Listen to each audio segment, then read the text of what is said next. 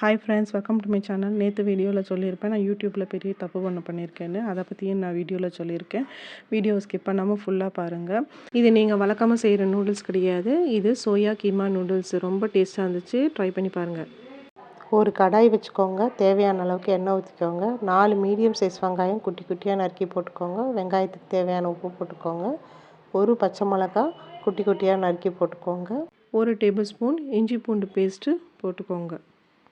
இது வதங்கிறதுக்குள்ளே என்ன மாதிரி புது யூடியூபர்ஸ்க்கு ஒரு இன்ஃபர்மேஷன் சொல்லிக்கணும்னு நினைக்கிறேன். என்னோடய குக்கிங் சேனலில் நான் வீடியோஸ் கண்டினியூஸாக போட்டுட்ருக்கும் போது எனக்கு நல்ல வியூஸ் போயிட்டுருந்தது. திடீர்னு என்னால் குக்கிங்கில் ஒரு நாளைக்கு 2 வீடியோ அப்லோட் பண்ண முடியலன்னு சொல்லிட்டு நேச்சர் கோலம்னு 2 டாபிக் எடுத்தேன்.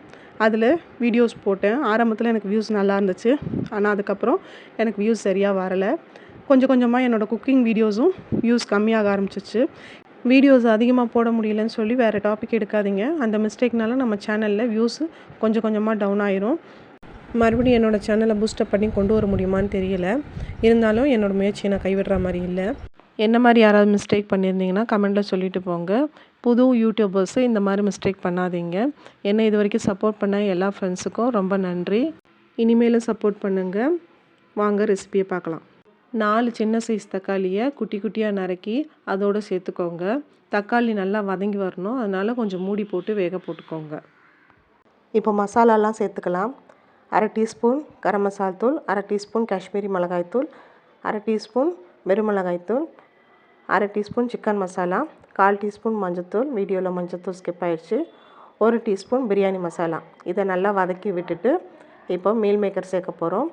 மீல் மேக்கரை ஒரு 10 நிமிஷம் சுடுதண்ணியில் ஊற போட்டு நல்லா இருக்க பிழிஞ்சு மிக்சியில் பல்ஸ் மோடில் பொடி மாதிரி அரைச்சி வச்சுக்கோங்க.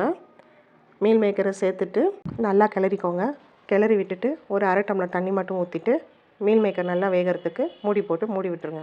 மீல் மேக்கர் நல்லா வெந்து சுருண்டு ஃபுல்லாக தண்ணியெல்லாம் வற்றி வதங்கினதுக்கப்புறம் நம்ம உப்பு போட்டு வேக வச்ச நூடுல்ஸை இதோடு சேர்த்து நல்லா கிளறி விட்டால் அருமையான சோயா கீமா நூடுல்ஸ் ரெடி ஆயிடுச்சு.